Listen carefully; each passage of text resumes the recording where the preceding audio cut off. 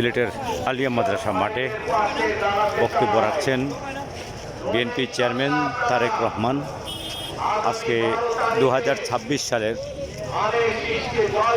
22 জানুয়ারি ঐতিহাসিক দিন। এই দিনে মাঠের বাইরে আপনারা কী পরিমাণ লোক রাস্তায় জড়ো আছেন সেটা দেখে নিন। মাঠ পেরিয়ে বাইরে সেই লোকজনের অবস্থান।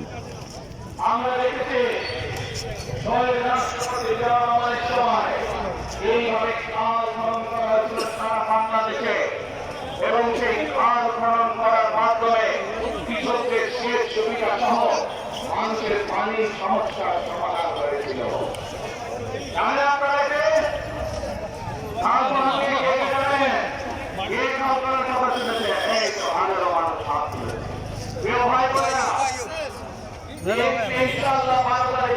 নির্বাচিত হলে আমরা আবার খাল খনন কর্মসূচি শুরু করতে চাই।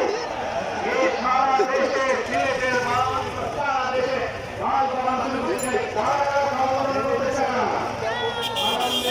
আমরা দেশে খাল কাটবো, দেশের নদীতে পানি আসবো, কেন আপনাদের মনে আছে কিভাবে ওই পাশ থেকে পানি চলে যাওয়া হয়েছিল সারা সিলেট শহর এসে গেছে, মনে আছে? এজন্যই আমরা বলেছি একটি কথা, আমরা দেখেছি এইভাবে এই দেশকে অন্য দেশের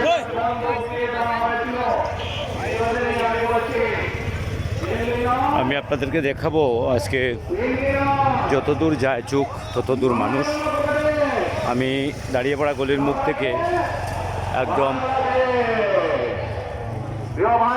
রিকাই বাজার সড়ক দিকে যাচ্ছি। আমি আরেকটি কথা বলেছিলাম, যখন স্বৈরাচার এই দেশের মানুষের ঘাড়ে চেপে বসেছিল, সেই কথাটা ছিল টেক ব্যাক বাংলাদেশ, মনে আছে? যে আমরা টেক ব্যাক বাংলাদেশের অর্ধেক পথে হাফ পথে এসে দাঁড়িয়েছি, অর্ধেক পথে এসে দাঁড়িয়েছি। দেশকে আমরা স্বৈরাচার মুক্ত করেছি, আমরা গণতন্ত্রের প্রতিষ্ঠার যাত্রা শুরু করেছি। এখনো সেই যাত্রা শুরু হয়নি। 12 তারিখে ধানের শীষকে নির্বাচিত করার মাধ্যমে গণতন্ত্রের সেই যাত্রা শুরু হবে। টেক ব্যাক বাংলাদেশ মানে শুধু গণতন্ত্রই রক্ষা নয়, এর সাথে আরো কথা আছে। ওই যে বললাম খাল খনন, ওই যে বললাম কৃষক ভাইদের পাশে দাঁড়ানো। শুধু এখানেই থেমে থাকলে চলবে না। আমাদের দেশের জনসংখ্যার অর্ধেক হচ্ছে মা বোনেরা, অর্থাৎ নারী সমাজ।